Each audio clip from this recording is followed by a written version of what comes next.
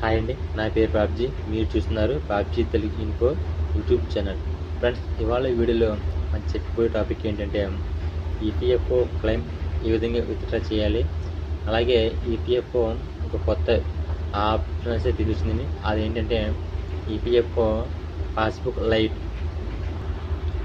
ఈ అప్డేట్ ఏంటంటే ఇంతకుముందు అలాగే ఈపీ పోర్టల్లోకి వెళ్ళి లాగిన్ అవి పాస్బుక్ ఓపెన్ చేయడం, కొన్ని కారణాలు ఓపెన్ అవ్వకపోవడం, ఆ ప్రాబ్లం లేకుండా ఇప్పుడు ఈపీఎఫ్ఓ పోర్టల్లోకి వెళ్ళి పాస్బుక్లోకి వెళ్ళి ఈపీఎఫ్ పాస్బుక్ లైట్ ఓపెన్ చేయగానే మీ యొక్క డాష్బోర్డ్ అనేది మొత్తం క్లియర్గా కనబడుతుంది. సో దీన్ని ఏ విధంగా చూడాలనేది మీకు ఈ వీడియోలో చెప్పబోతున్నాను. ఇటువంటి లేటెస్ట్ ఇన్ఫర్మేషన్ వీడియోస్ నోటిఫికేషన్ ద్వారా పొందాలంటే మన ఛానల్ని ఇప్పుడే సబ్స్క్రైబ్ చేయండి. అలాగే పక్కన బెల్ ఐకాన్ యాక్టివ్లో పెట్టండి. ఓకే ఫ్రెండ్స్, ఇక లేట్ చేయకుండా let's go to topic. EPFO portal open చేయగానే ఇంటర్వ్యూస్ అనేది ఈ విధంగా ఉంటుంది. ఇప్పుడు యూఏఎన్ నెంబర్ పాస్వర్డ్ ఇచ్చిన తర్వాత రిజిస్టర్ మొబైల్ నెంబర్కి ఓటీపీ వస్తుంది. ఆ ఓటీపీని ఇక్కడ ఎంటర్ చేయండి. ఎంటర్ చేసిన తర్వాత సేవ్ అయినప్పండి అప్పుడు ఈ విధంగా లోడింగ్ తీసుకుంటుంది. లోడింగ్ తీసుకున్న తర్వాత అక్కడ మీకు ఆన్లైన్ సర్వీస్ పోయి ఎంటర్ చేయండి. ఎంటర్ చేయడానికి బ్యాంక్ నెంబర్ ఉంటుంది. అకౌంట్ నెంబర్ కొట్టిన సేవ్ కూడా ఉంటుంది. అది వచ్చిన తర్వాత ప్రొసీడ్ టు క్లెయిమ్ దాన్ని క్లిక్ చేయండి. తీసిన తర్వాత ఇక్కడ ఇది నెంబర్ అనేది అడుగుతుంది. నెంబర్ అడిగిన తర్వాత ఈ విధంగా అయిపోయిన తర్వాత మన కింద ఆప్షన్ రాగానే మీ అమౌంట్ దేంట్లో ఉందో మీ నెంబర్లు ఒకటి రెండు వస్తున్నాను ఎంటర్ అయిన తర్వాత ఇక్కడ సెలెక్ట్ పారాపై సెలెక్ట్ చేయండి. సెలెక్ట్ చేసిన తర్వాత మీ యొక్క డీటెయిల్స్ అనేది ఎంటర్ అవ్వాలి. మీ అడ్రస్, మీ street, phone number, pin code అని ఇచ్చిన తర్వాత గెట్ ఓటీపీ ట్యాప్ చేయండి.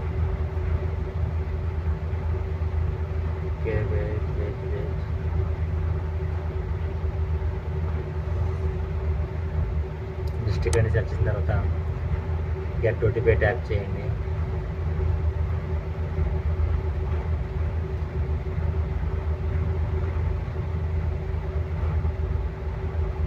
ఓటీపీ చేసిన తర్వాత మీకు ఓటీపీ వస్తుంది రిజిస్టర్ మొబైల్ నెంబర్కి. ఆ నెంబర్ ఇచ్చిన తర్వాత ఇక ప్రొసీడ్ టు క్లెయిమ్ పై క్లిక్ చేయండి. సో వెరిఫై అవుతుంది.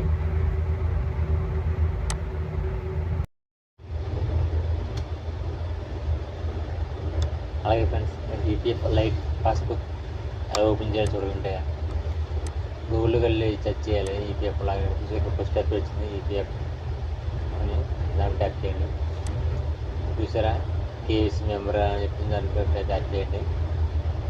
ట్యాప్ చేయాలి, లోడింగ్ తీసుకుంటుంది. లోడింగ్ తీసుకున్న తర్వాత మన యూఎన్ అయితే ఎలాగైనా అలాగే యూఎన్ నెంబరు పాస్వర్డ్ ఇచ్చి లాగిన్ అవ్వాలి.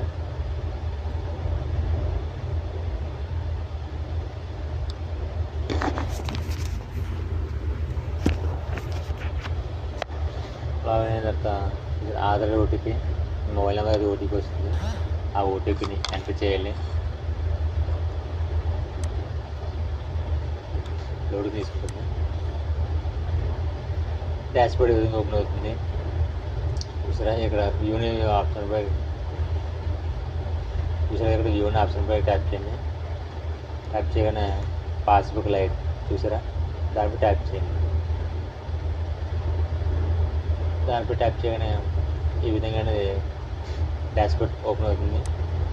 చూసారా, 5 months కాంట్రిబ్యూషన్ అయితే ఓపెన్ అవుతుంది. పాత ఈపీఎఫ్ సైట్ చూసుకునే ఇదైతే చాలా బాగుంది. సో లాస్ట్ 5 months ట్రాన్సాక్షన్ అయితే మనకు చూపిస్తుంది. 5 months ఎంత కట్టిందని చెప్పి చూసుకోవచ్చు. అలాగే లెఫ్ట్ చేస్తే ఇంకా రైట్ చేస్తే కనుక member ID, a member ID ఎంత అమౌంట్ ఉన్నది కూడా చెక్ చేసుకోవచ్చు.